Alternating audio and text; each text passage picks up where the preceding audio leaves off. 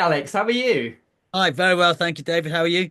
Excellent. Thank you very much indeed for agreeing to chat with me in terms of how you've been getting on as a funeral celebrant. Do you want to just tell everybody who you are, where you're based, what brought you to becoming wanting to become a funeral celebrant? Okay, so where I am, based in London, I am Alex West, Alexander West. Um, that's my celebrant, my yoga name. I have another name in the acting industry, which is my stage name, which is Alex Reese. Um, and it's interesting. What brought me to this was a friend of mine who is also an actor and a business partner of mine in a tech business, and his cousin is a funeral director. And as actors, we're always, enduring long periods of time when we don't have much in the way of work going on. And his cousin suggested to him that he would be very good at being a celebrant. And he then suggested the same thing to me, saying I would also be very good, and that was the first seed that was planted. And I didn't really give it much thought, but then a few other things synchronistically sort of made me think about it again.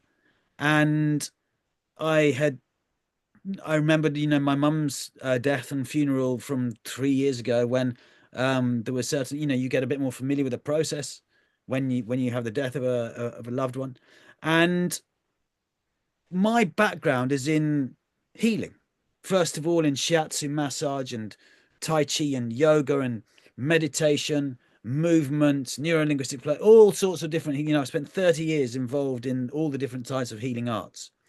And I've been an actor, professional actor, for getting on for 14, 15 years now. And I trained for 5 years before that.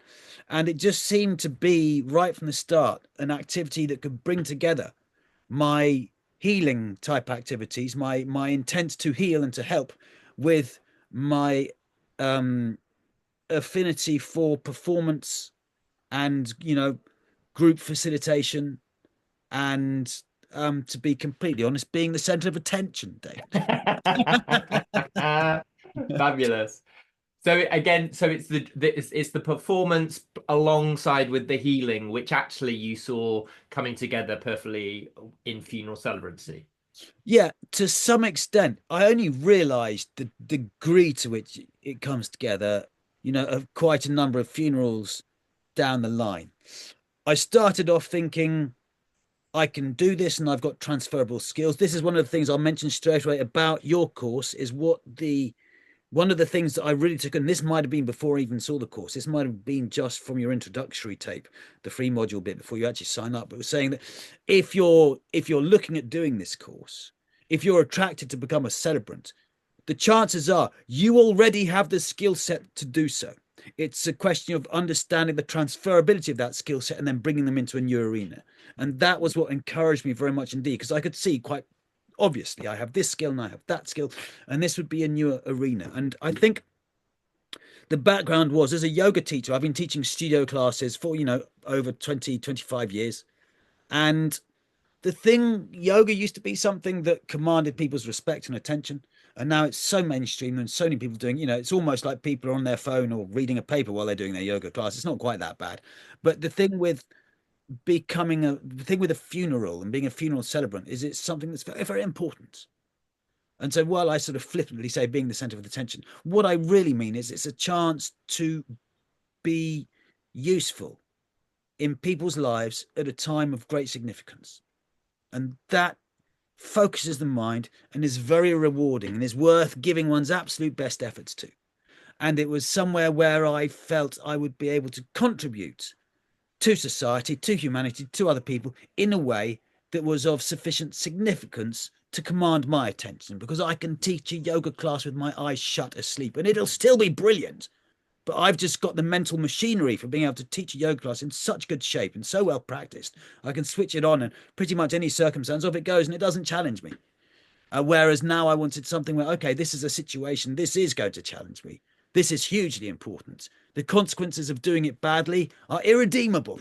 The impact of doing it well are fantastic.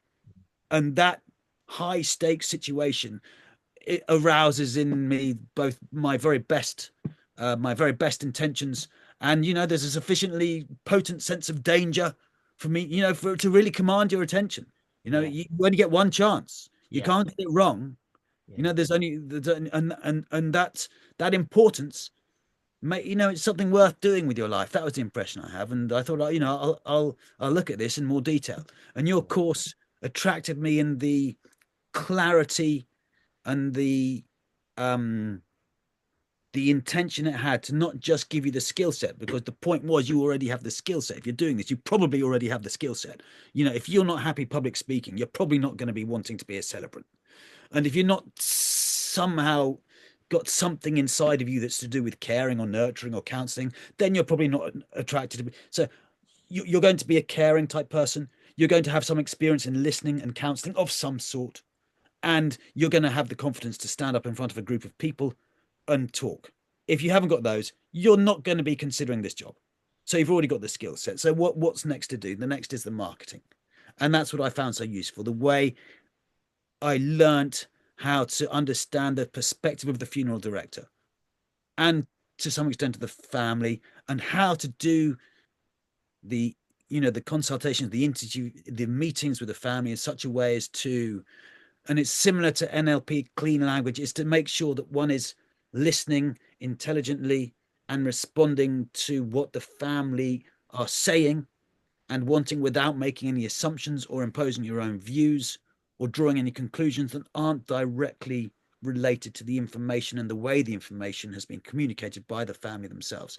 And the lucidity and the clarity and the structured approach to delivering the information, the knowledge that you needed to know about how to do the job, and then most importantly about how to go about getting the job, how to build the relationships with the casting, with the funeral directors, and how to help them understand that you understand how important it is to them to have the relationship with their families held in a place that's close to sacred.